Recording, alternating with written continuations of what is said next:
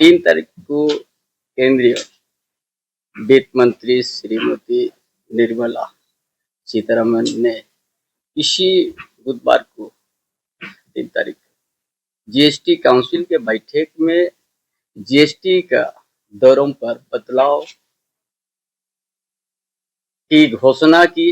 अब सिर्फ 5 और 8% की दर से ही ज्यादातर सामानों का जीएसटी लगेगी और वो 22 सितंबर से ही उसको लागू करने के लिए लागू हो जाएगी।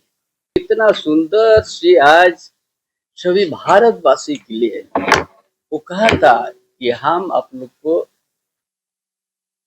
दुर्गा पूजा, दीपावली एक तोहफा जैसा मिलेगा, जो उस रूप को आज देश का प्रधानमंत्री ने आज इस देश को एक समान रूप से हर नागरिक को सुविधा फायदा मिले और एक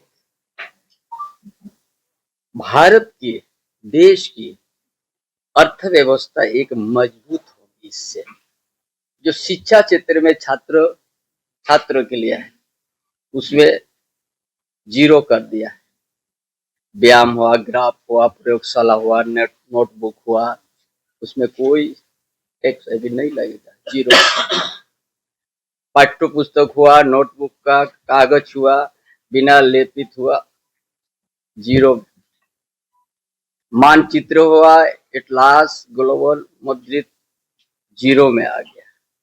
police crayon, pastel, charcoal, 0। Pencil, sharpeners, 0। इस तरह से काउंसिल में बैठक करके एक एक चीज को जो हम लोग जो ये तो विद्यार्थी के लिए है, छात्र और जो शिक्षा के लिए है, उसमें जो लग रहा था पहले रखता था 12 वर्ष लगता था 12%, उसमें 0 कर दिया है। जो हम लोग इस शरीर को आगे ले जाने के लिए दवाई का बहुत जरूरी है, हर चीज में वो कम कर दिया कर, ताकि ये भारतवासी एक बड़ा खुशी और उल्लास के साथ रह सके और उसको ये कर सके। आपका उसी में भी जो 12% जैसे ट्रैक्टर हुआ और उसका सीसी से अधिक इंजन क्षमता वाले सेमी टेलरों का 12% था, वो 5% में आ गया। किसान का हित में भी आज देश का प्रधानमंत्री ने उसको सारा चीज आकलन करके, ताकि अच्छा बागवानी हो, उनका अच्छा उर्वरक जैसा हार्वेस्टर और पुर्जे सब मिट्टी तैयार करने और खेती के मशीनरी में 12% था, उसको 5 कर दिया है। हैंड पंप वगैरह खाद बनाने के वाली मशीन है, 12% था, वो भी 5। इस तरह से किसान का हित में भी सब किसान इसमें बहुत खुशहाल हो गया। वहां घुस गया, हल चला दिया, धान भी रुकने शुरू हो गया, सब चीज हो गया, तो हजार आदमी घुस गया, बैरियर को सारा चीज तोड़ दिया। सरकार बैकफुट में चल गया, 6 लेयर तक फोड़ सका था पूरा धनबाद, बोकारो, हजारीबाग, रामगढ़, हर जगह तो बैरियर लगा दिया था आदमी जाने को रोकने का काम। पूरा कुल्हाड़ कहाँ रुक सका, पहुंच गया ना। उसका संकल्प अब दिखेगा तो आयोग का सिफारिश सरकार मानने के लिए बाध्य नहीं होगी। तो क्या मतलब है, 30 साल से आप विस्थापित का आयोग में जांच करेंगे। 1947 के बाद से कांग्रेस का राज था। पंचायत कब बना, माइथन कब बना, मासांजर कब बना, चांडिल डैम कब बना, ऐसा बहुत सा पूरा राज्य के अंदर दर्जन प्रेम बना उसी समय। अब किस तरह से आपने उसमें आयोग को दायित्व दे रहा है।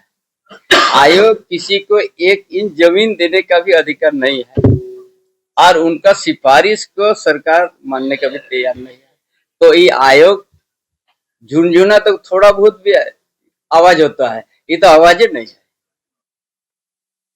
क्या दीजिएगा आप? विस्थापित आयोग, पुनर्वास, ये खाली आयवास है टाइम पास। विस्थापित को बोलता 3 साल तक आप लोग कुछ मत बोलो, हमने आयोग बना दिया है। 3 साल कब होता है? 2028 तक। उसका बाद और 1-2 साल बढ़ा देगा, बोला अभी तो चुनाव है, रुकिए। हो गया ना। वो सिद्धू कांडो को बंसवा है, उसको हत्या हो गया। आप दल में रहते हुए भी हम लोग दबाव दिया था, उसका जांच हो, समझ लेना, होना दिक्कत है ना।